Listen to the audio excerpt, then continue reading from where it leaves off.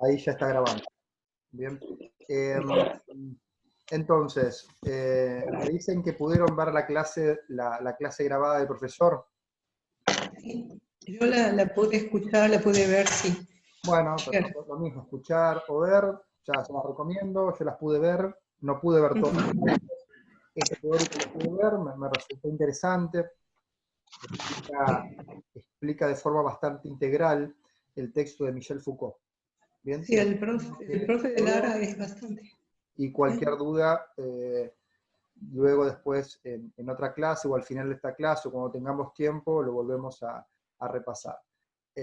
Otra cuestión, ustedes enviaron a cada uno, o eso espero, a cada uno de sus profesores los trabajos de evaluación, y la idea es que en el transcurso de la semana que viene, en mi caso el sábado que viene, yo les voy a estar entregando a mi comisión los trabajos que fueron enviados, es decir, se aprobaron o desaprobaron y haciéndole lo posible una devolución individual a mi comisión. Tanto la profesora María Teresa como Eduardo lo harán el día que ellos se lo comuniquen de la próxima semana. ¿Ok? Más allá de esto, cuénteme un poquito, sin ningún tipo de timidez, cómo les resultó el examen. ¿Les resultó sencillo de encarar, fácil de hacer, complejo? Cuénteme un poquito. A mí me resultó, bueno, no sé si, bueno, tan sencillo no me resultó, porque después cuando tenía que ordenar el tema de los conceptos, y cuando vi mucha cantidad, por eso pregunté cuántos, me había olvidado que he dicho 3, pero bueno, al último momento. Elba, perdóname, sí, tiene razón una compañera, un compañero, Sí. para que nos escuchemos mejor, salvo Elba que está hablando, el resto cierre micrófonos. Así nos comunicamos un poquito mejor y no se hace eco. Gracias. Sí, Elba, por favor, seguí. Bueno, y bueno, al final ya me faltaba el tiempo, me era poco y me faltaba el espacio para poder llenar y bueno, ahí un poco me apuré y no digo que me desesperé, pero bueno, me resultó, si bien me resultó interesante, porque esta forma nunca la había visto, me resultó interesante el hecho de poder hacer de esta forma, incluso, bueno, me quedan esto de los conceptos para poder estudiarlos y ordenarlos más adelante, tenerlos con más claridad, así que para mí fue interesante. Si bien, bueno, me costó un poco, pero fue interesante, me gustó así. Perfecto. Sí, o sea, la idea del examen, obviamente, por la particularidad de esta pandemia y de las clases virtuales, la idea es que ustedes puedan utilizar lo que hemos trabajado en clases o a partir de la lectura de los textos, ustedes puedan debatir, ¿no?, en este guión, ¿no?, que nosotros les pasamos a estos 3 padres fundadores de la sociología, a partir de ciertos conceptos que nosotros consideramos claves, ¿no? Que ustedes puedan poner en juego alguno de esos conceptos, puedan sumar otros, y así poder evaluar qué tanto han comprendido los contenidos que trabajamos hasta el momento. Bien. Pero entonces, como les dije, en mi caso particular, yo los voy a volver a ver a mi comisión, solamente a mi comisión, el próximo sábado, en el cual vamos a hacer una devolución de los trabajos y también vamos a repasar la clase siguiente, que es la clase de Castells, que ya se van a pasar la clase grabada, pero vamos a utilizar también ese espacio para repasar esa clase de otro Castells. El resto de las comisiones, los docentes se comunicarán de forma para decirles qué días hacer la devolución. Acá estoy viendo algunos comentarios que me están haciendo cada uno de ustedes con respecto a los exámenes, ¿ok? Pero bueno, recuerden que obviamente en el caso de alguno de ustedes desapruebe, va a tener la posibilidad de hacer un recuperatorio. ¿Bien? ¿Mariel? ¿Alguien levantó la mano? ¿Mariel puede ser?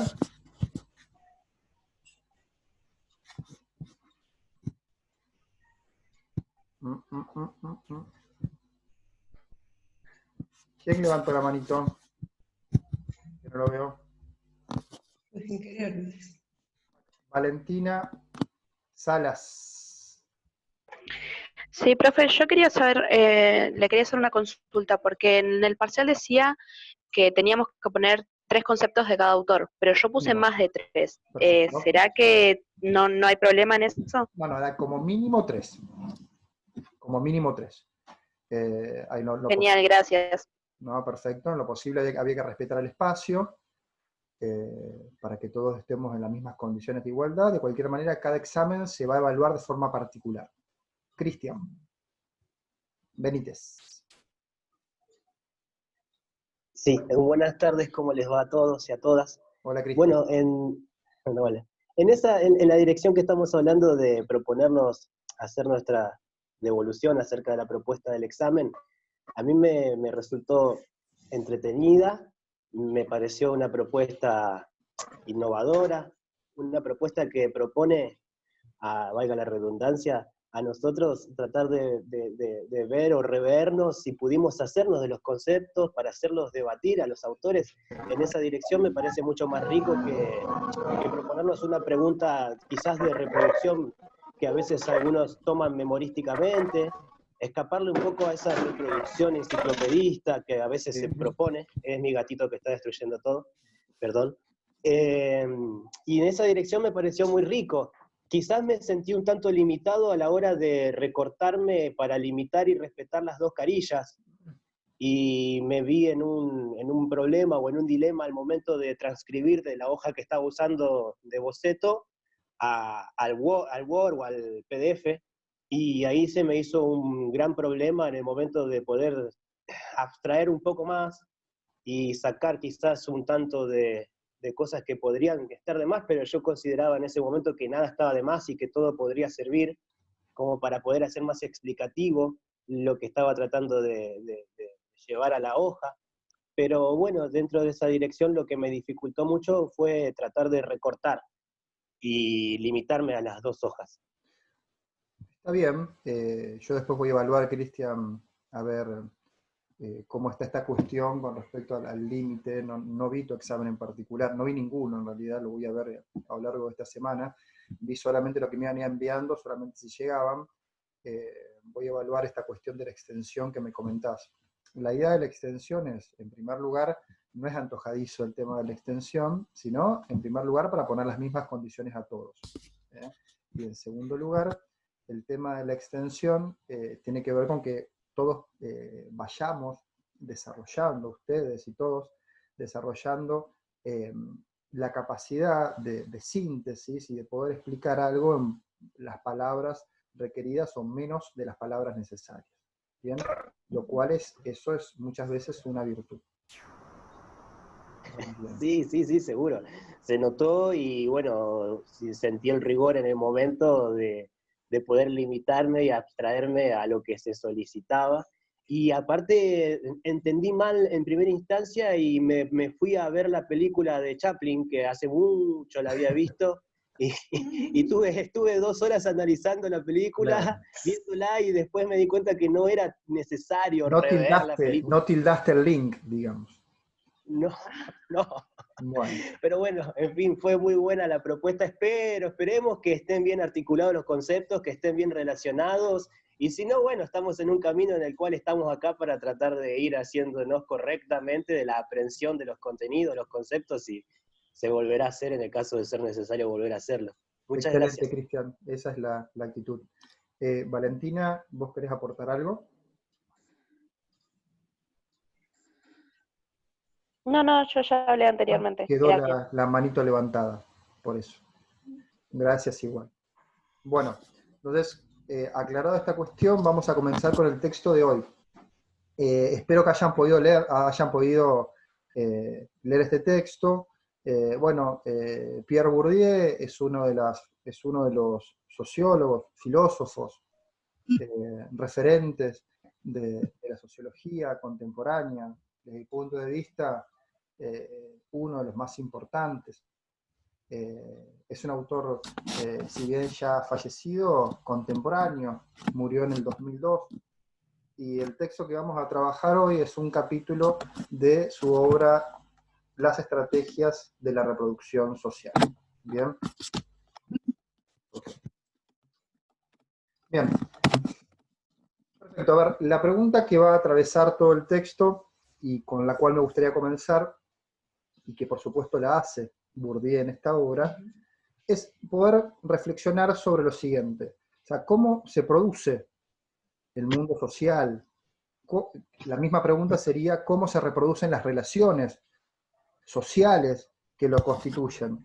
Y el autor, para responder esta pregunta, nos dice lo siguiente. Sí. Escuché algo. ¿Alguien me quiere preguntar algo? Ok, bien. Fue un eco.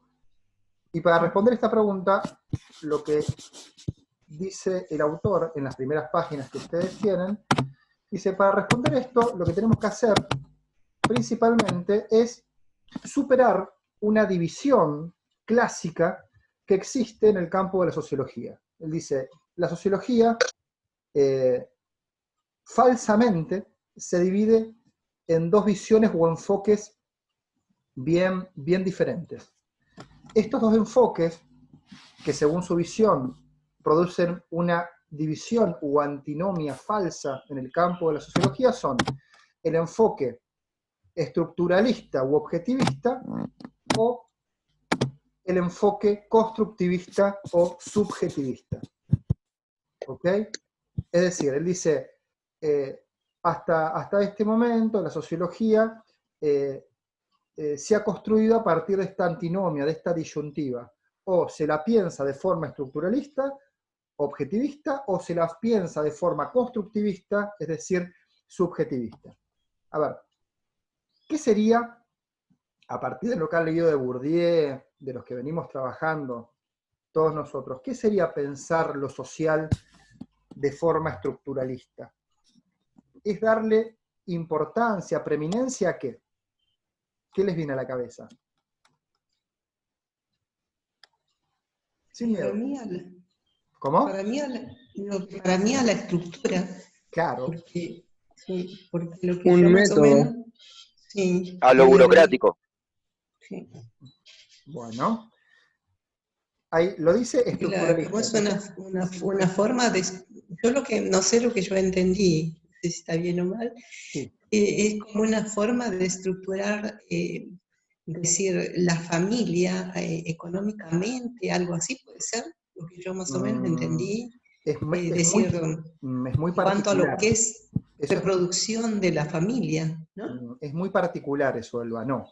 No habla, esto está hablando del enfoque o visión estructuralista en general, no habla de un caso particular.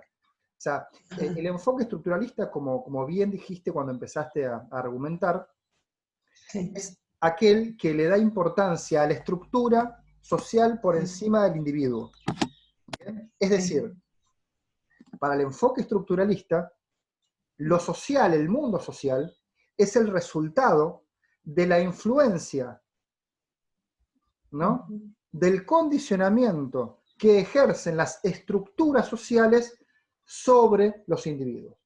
Es decir, lo que el individuo piensa, cómo el individuo actúa, resulta o se explican a partir de las estructuras a las cuales está expuesto.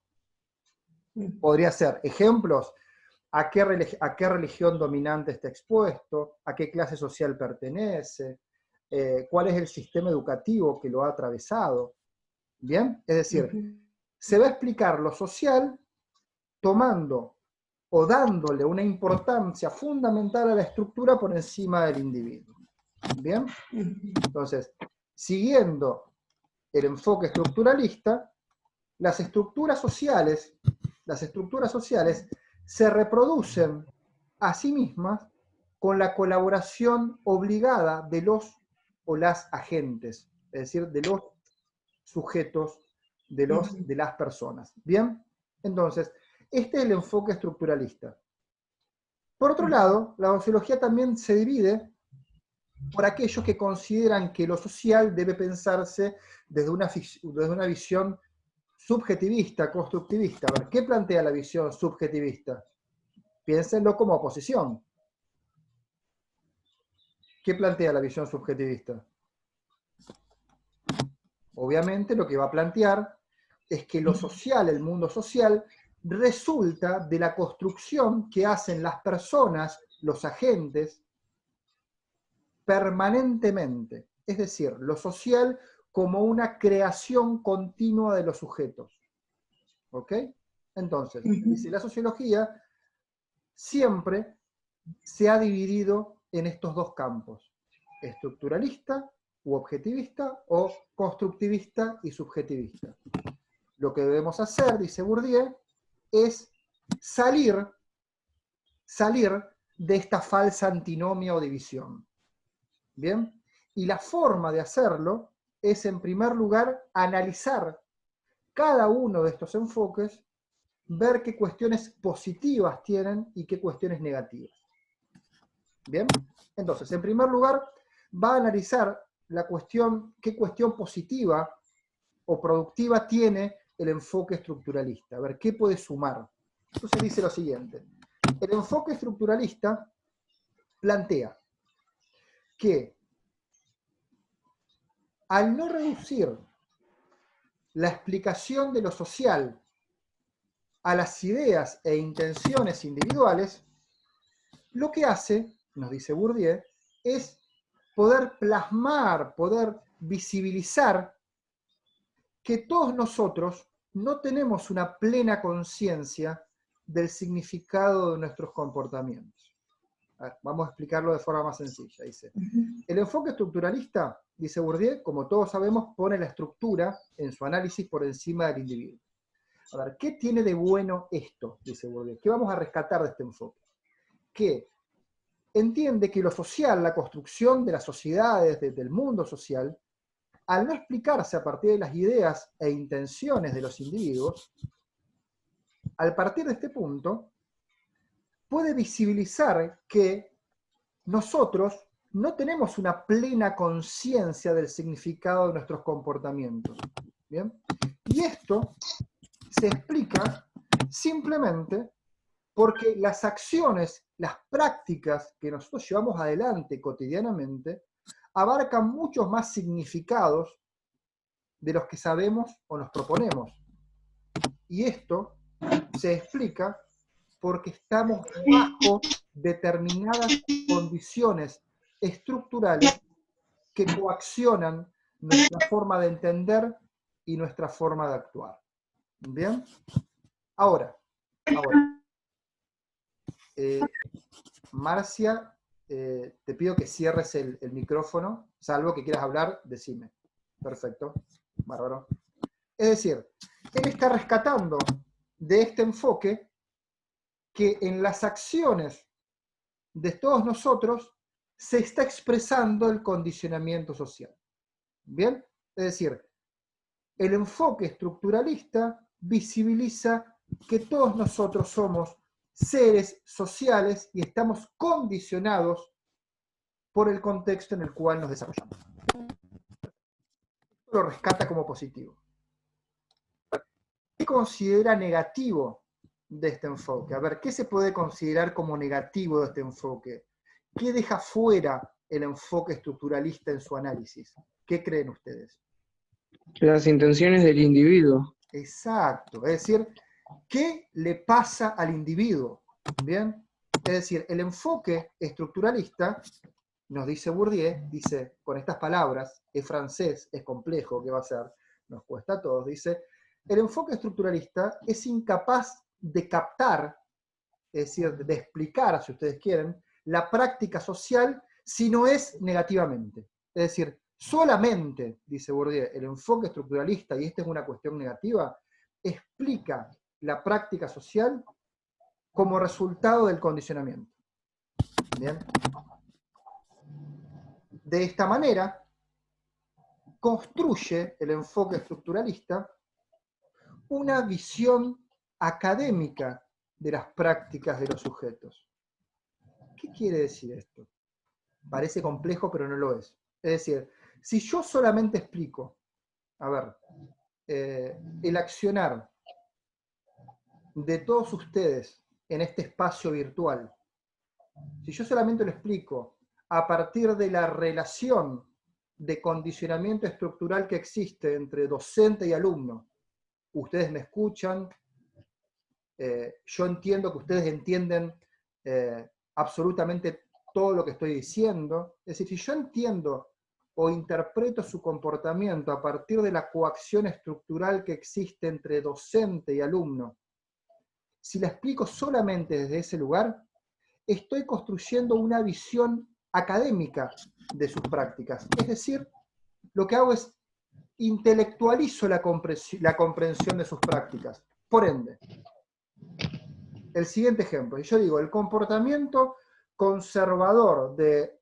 dicha clase social o dicho grupo responde exclusivamente a su pertenencia de clase. ¿Qué estoy diciendo? Que sus acciones, sus percepciones, sus prácticas se explican a partir de la clase social a la cual pertenecen. Clase popular, clase alta, clase media.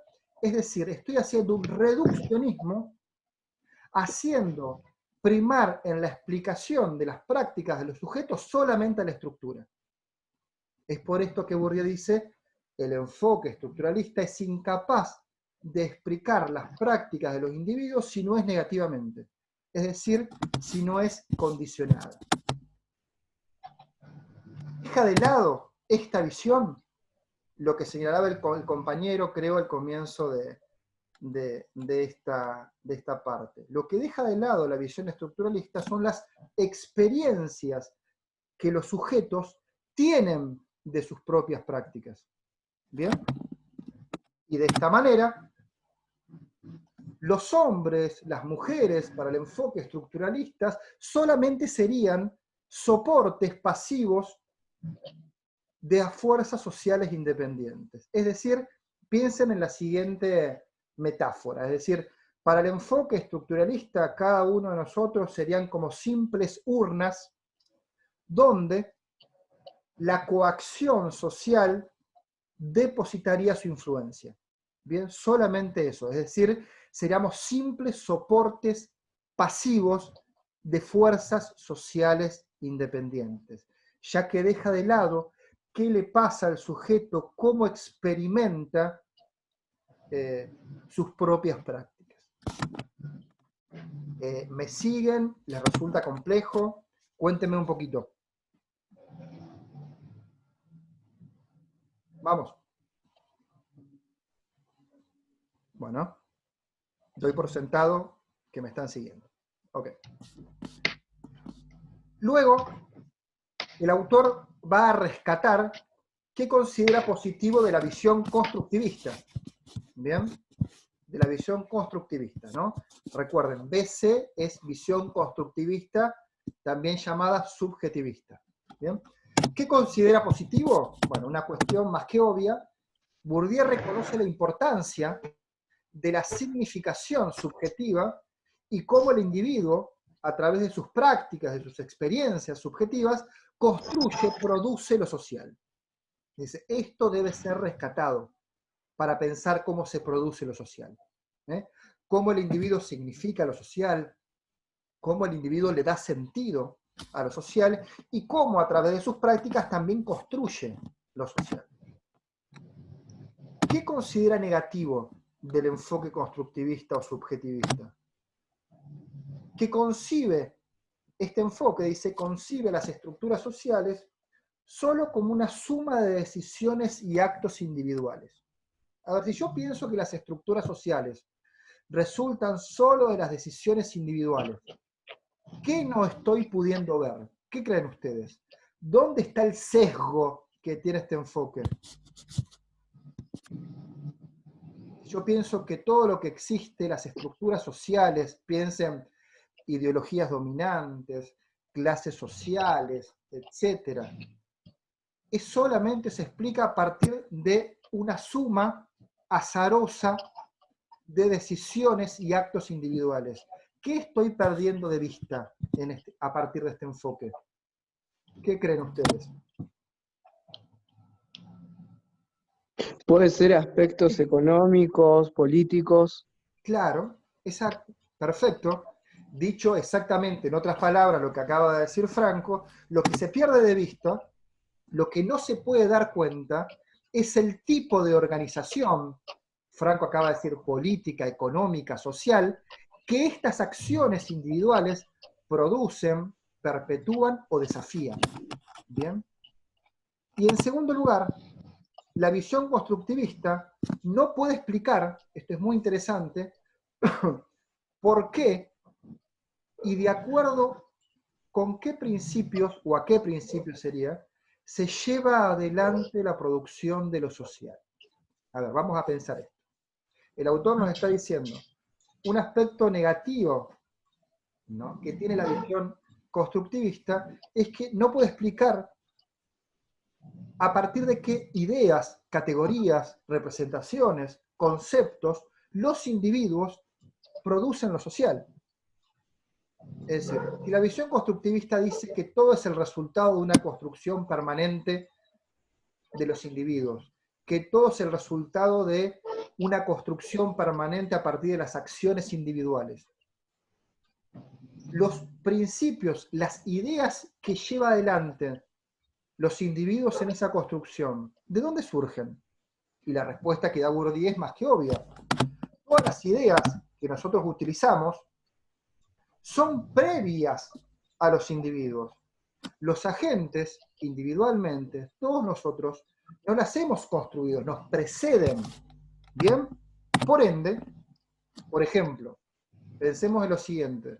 Todos nosotros significamos, le damos sentido a la realidad a partir de un conjunto de ideas. No sé, pensemos en la idea de familia, en la idea de amor. Pero todas estas ideas son anteriores a nosotros. No las creamos nosotros en el acto de construcción de la realidad. Por ende, la visión constructivista tiene un sesgo en pensar que todo resulta de la acción inmediata del sujeto y no existe nada anterior a la misma. Entonces, lo que tenemos siempre que pensar cuando reflexionamos sobre la construcción de lo social es que el sujeto habla, significa la realidad, pero también es hablado, es decir, utiliza conceptos, ideas, representaciones que lo preceden y que él mismo no ha creado. Por ende, habla y es hablado por dichas ideas. Muy bien. Habiendo hecho este análisis de las cuestiones positivas y negativas que el autor considera para cada uno de estos dos enfoques, la propuesta del autor es la siguiente: salir de esta falsa oposición estructuralista, objetivista, constructivista, subjetivista. ¿Por qué hay que salir de esta falsa oposición? En primer lugar, porque el estructuralista, la visión netamente estructuralista, lo que hace, para decirlo de forma muy sencilla, pone a los individuos de vacaciones. ¿Qué quiere decir esto? Los saca de plano, los saca de la escena de construcción de lo social. ¿Bien? Y en segundo lugar, hay que salir de esta falsa oposición porque el constructivismo, es decir, el subjetivismo extremo, solo reconoce al individuo en el centro de la escena. Y lo que debemos hacer, dice Bourdieu, para superar esta falsa oposición, es intentar fusionar ambos enfoques y poder pensar la construcción de lo social a partir de un enfoque estructuralista constructivista, ¿no? Lo que él va a llamar un estructuralismo constructivista. ¿Bien? ¿Y en qué consiste esta propuesta? En lo siguiente: entender el mundo social a través de las relaciones objetivas, pero también de las relaciones subjetivas que lo construyen. Y esto el autor lo va a lograr a partir de dos conceptos claves: el concepto de campo y el concepto de hábito. ¿Bien? A ver, para que entiendan, él va a decir, el mundo social, piensen a ver este dibujo bien carente de cualquier tipo de ilustración. El mundo social lo podemos pensar como una estructura objetiva que va a expresar cómo funciona el campo, ya vamos a ver qué es eso. Pero también, y paralelamente, como una estructura subjetiva. Y esta estructura subjetiva se va a expresar a través del concepto de hábitus. ¿Ok? Entonces, vamos con el primer punto, ¿no? ¿Qué quiere decir esta idea de campo? Va a decir, el mundo social está constituido por un conjunto de campos. Por ejemplo, el campo económico, el campo jurídico, el campo artístico, el campo religioso, el campo científico, etc., ¿no? Podemos sumar muchos más. ¿Bien? En el interior, esto es muy importante, chicos y chicas, que ustedes puedan interiorizar el concepto de campo y hábitus. En el interior de cada uno de estos campos, no importa cuál sea, en cualquiera de ellos, vamos a encontrar diferentes posiciones. ¿Bien? Entre ellas, entre cada una de estas posiciones, se va a distribuir diferentes tipos de capital presentes en cada campo. Bien, no sé, en el campo económico se va a distribuir diferentes tipos de bienes económicos, ¿bien? Y en diferente proporción, dependiendo de la posición que ocupen los diferentes grupos dentro de ese campo. Si se va a distribuir el capital, en este caso económico, ¿no? Pensando en el campo económico, de forma diferente dependiendo de la posición que yo ocupe, entre las diferentes posiciones se van a establecer relaciones objetivas de dominación y subordinación. ¿Vamos bien? Sí. Sí, profe. Ok, bien. Segundo punto clave para entender el concepto de campo. Cada campo, económico, jurídico, artístico, religioso, científico, cada campo es relativamente autónomo. A ver, ¿qué querrá decir esto? Quedan 2 minutos, ¿eh? Ahora volvemos a conectarnos, ¿eh? ¿Qué quiere decir que es relativamente autónomo? ¿Qué les viene a la cabeza? No depende de otro. Que no depende de otro, se dice relativamente autónomo.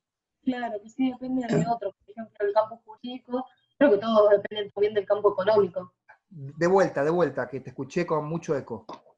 Que creo que el campo jurídico, por ejemplo, o el artístico, dependen también del campo económico. Y como que todos van dependiendo del campo económico. Bien, perfecto.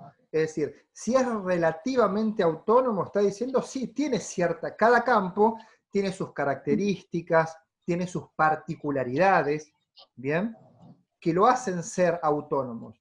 Pero esa autonomía no es una autonomía plena, total, ¿bien?